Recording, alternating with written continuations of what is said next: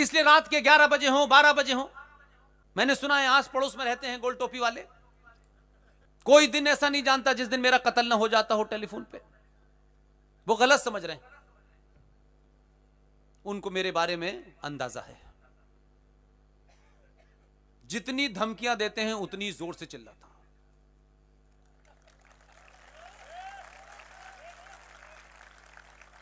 और वो इस बात से परेशान नहीं है कि 1400 साल पहले क्या हुआ था और किताब में क्या लिखा है और कौन से सूरे में क्या लिखा है और कौन से आयत में क्या लिखा है, इसकी चिंता नहीं है उनको।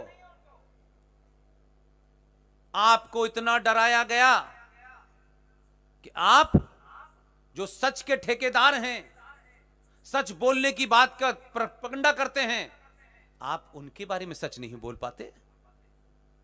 आप भगवान राम के ऊपर तो उंगली उठा देते हैं, सीता के चरित्र पर उंगली उठा देते हैं। ऐसा क्यों किया, ऐसा नहीं करना चाहिए था। लेकिन जरा वो जो हैदराबाद वाला पूछता है कि ये सीता कहां कहां गई थी, इस लहजे में, इस बदतमीजी से, इस अपमान भरे शब्दों में वो पूछता है, लेकिन आप नहीं पूछ पाते। सीता जी जहां गई थी वहां से वापस आ गई, जरा उनकी 13 थी, उनकी उम्रें तो बताओ, उनका मैरिज सर्टिफिकेट तो बताओ। इसलिए जय जय श्री राम के नारा लगाने वालों से पूछना चाहता हूं मैं आपसे, यहीं पे कोर्ट में खड़े होकर के भगवान राम का डेट ऑफ बर्थ सर्टिफिकेट मांगने वालों ने बहुत बदतमीजी की थी। वो प्रोसीडिंग सब देखी हुई है मैंने। जिस लहजे में, जिस टोन और टेरर में वो भगवान राम से उसका सर्टिफिकेट मांगते थे, दिल करता था जूते मारो इनमें। विषय ये नहीं है। इसलिए आपकी तारीफ इसलिए करता हूं कि आप भले ही मीठा खाना खाते हो, लेकिन आदमी सेलेक्ट सही करते हैं। जो मांग रहे थे भगवान राम का सर्टिफिकेट, उनसे कहा तुम अपना आप सर्टिफिकेट दिखा दो। अब जब उनसे सर्टिफिकेट मांगा तो कह रहा है ये हमसे सर्टिफिकेट मांग रहे। अरे हमने तुमने से मांगा है, उनका तो नहीं मांगा, 1400 साल पुराना। तुम अपना तो दिखाओ कौन सा है। तो कह रहा हम नहीं दिखाएंगे। तुम भगवान राम का मानोगे, अपना नहीं दिखाओगे। ये ताकत पैदा कीजिए। ये 19 के बाद वाला जो तीर आपने दिल्ली में भेजा है, ये उसी ने करा है। इसमें आपका कोई खर्चा नहीं हुआ। आप तो वैसे भी समझदार हैं पैसों के मामले में, बेमतलब खर्चा नहीं करते हैं। एक खर्च करते हैं तो 3 का हिसाब लेते हैं आप। और आप हर काम ऐसे ही चुनते हैं जिसमें कुछ खर्चा ना हो। तो आपने तो सिर्फ बटन दबाते दबाते 2-3 भेजे हैं, तब लोग अपने बाप का सर्टिफिकेट नहीं दे रहे, बता ही नहीं रहे। मैंने सुना है कश्मीर में एक आदमी है, उसके बारे में पता चल गया है, 3 दिन से वहीं पे सर्टिफिकेट मांग रहा है उससे। उसने अपना सर्टिफिकेट काफी दिन पहले निकाल के रख लिया था और कहा कि 1722 में मेरे दादा कौल ब्राह्मण थे, मुझे मिल गया है। सारी लड़ाई हथियारों से नहीं लड़ी जाती। 2021 के दौर में यह लड़ाई नरेटिव की लड़ाई है, तर्क की लड़ाई है, रीजन की लड़ाई है, रेफरेंस की लड़ाई है। आपके नारे क्या होने चाहिए, आपके शब्दों का अर्थ क्या होना चाहिए। उन्होंने तो आपको गलत मतलब बता दिए, लेकिन आपने बिना सोचे समझे उनको रट लिया। मेरा दुख है कि हमारे समाज में करोड़ों लोग, करोड़ों हमारे यहां साधु हैं, संत हैं, महंत हैं, अखाड़े हैं, आश्रम हैं, अगर वो एक ही काम तय कर लेते कि जो नैरेटिव राजनीतिक लोग बनाते हैं हिंदू धर्म के बारे में,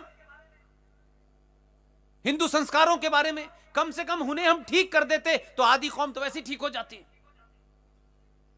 सबसे बड़ा झूठ जो आपके दिमाग में है, जो अभी आए बगाए चलता रहता है, हम ध्यान ही नहीं देते कि हम बोल क्या रहे हैं, शब्दों का अनर्थ हो जाता है।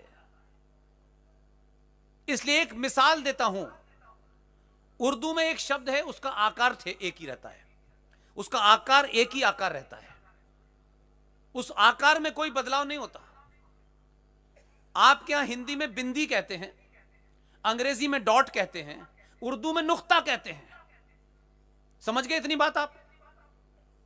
उस एक ही आकार वाली जगह में नुक्ता ऊपर लगाओ तो खुदा, नुक्ता नीचे लगाओ तो जुदा।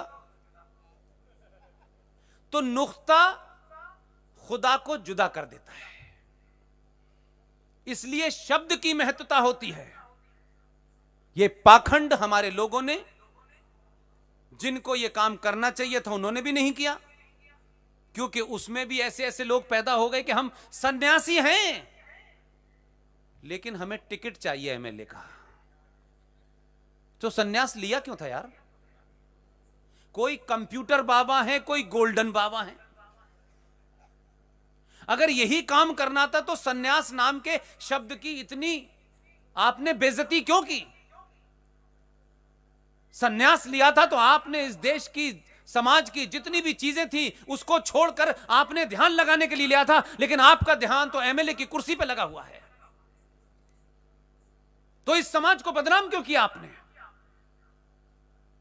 अगर वो भी ये सब बताते तो आज मैं समझता हूं जो सबसे बड़ी समस्या सनातनी हिंदू समाज में है, महिलाओं में है, पुरुषों में है, बच्चों में है, चलते फिरते है, उसे एक ही शब्द में मैं आपको समझा देता हूं।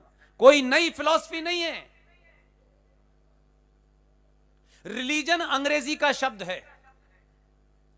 इस रिलीजन को जब उर्दू में ट्रांसलेट करेंगे तो मजहब होता है, मजहब। लेकिन इस रिलीजन को जब हिंदी में हम उसका अर्थ निकालेंगे तो धर्म नहीं होता, धर्म नहीं होता, पंथ होता है। हमारी संस्कृति में, हमारे इतिहास में धर्म का अर्थ आपका दायित्व और आपकी ड्यूटी होती है। एक पिता का धर्म बेटे के प्रति, परिवार के प्रति क्या होता है, एक पत्नी का पति के प्रति क्या होता है, एक मां का बेटे के प्रति क्या धर्म है। धर्म कोई मंत्रों का, पूजा पाठ का हिस्सा नहीं है। हमारे दायित्व और कर्तव्यों की बात कही गई है। हम धर्म शब्द जब कहते हैं तो कंफ्यूज हो जाते हैं। इसलिए हम पूजा पाठ को धर्म समझ रहे हैं और हमने सेकुलर शब्द का ट्रांसलेशन भी हमने धर्मनिरपेक्ष कर दिया। इसलिए मैंने कहा ज्ञानी तो हमारे समाज में बहुत हैं, हिंदुत्व के ठेकेदार तो बहुत मिलेंगे आपको, लेकिन बेसिक चीजें भी ठीक कर देंगे तो अगली जनरेशन सवाल पूछना शुरू कर देगी। और जब से ठीक होने लगी है, चाहे मेजर जनरल जीडी बख्शी हो, कर्नल आर एस सिंह साहब हो, सुशील पंडित हो, ललित अंबरदार हो, अंकुर शर्मा हो, विष्णु शंकर जैन हो, ये तमाम सारे लोग अपने जीवन के वो तमाम सुख जो अपने निजी जीवन में वो हासिल कर सकते थे, सब ने छोड़ा है और एक ही प्रण लिया है। मैं जिस वक्त यहां बात कर रहा हूं, आपको अलग अलग शहरों में ये लोग किसी अलग टॉपिक पे बोल रहे होंगे। कोई किसी से कुछ पूछने नहीं जाता, कोई किसी पे एहसान करने नहीं जाता। जिस उम्र में लोग घर में बैठते हैं, 71 साल का फकीर मेजर जनरल जीडी बख्शी दिन भर टेलीविजन पे जिहादियों को मारता है और उसके बाद सड़क पे निकल के बाहर आपकी तरह मेरी तरह भाषण देता है। विष्णु शंकर जैन एक युवा वकील है, सुप्रीम कोर्ट में है, लाखों रुपए कमा सकता है। उसके पिता बहुत बड़े वकील हैं, एक मिडिल क्लास संपन्न परिवार का लड़का है। हमारी स्पीच सुनने के बाद बहक गया बेचारा। उसने पैर छुए मेरे, बोले आज से जितने मुकदमे लड़ूंगा सिर्फ राष्ट्र के लिए लड़ूंगा। उसका कन्विक्शन देखिए। उसकी उम्र कोई ऐसी नहीं है कि सब कुछ समाप्त हो चुका है। बड़ी बड़ी गाड़ियां, बड़े बड़े मकान का मालिक बन सकता है वो। एक छोटी सी कोशिश देखी उसकी, उसने वक्फ प्रॉपर्टी कानून को सुप्रीम कोर्ट में चैलेंज किया है।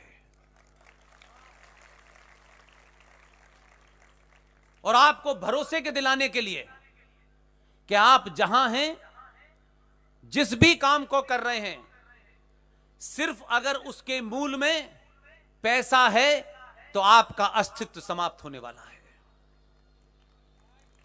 अगर उसके मूल में राष्ट्र है तो आप हजारों साल तक जिंदा रहेंगे।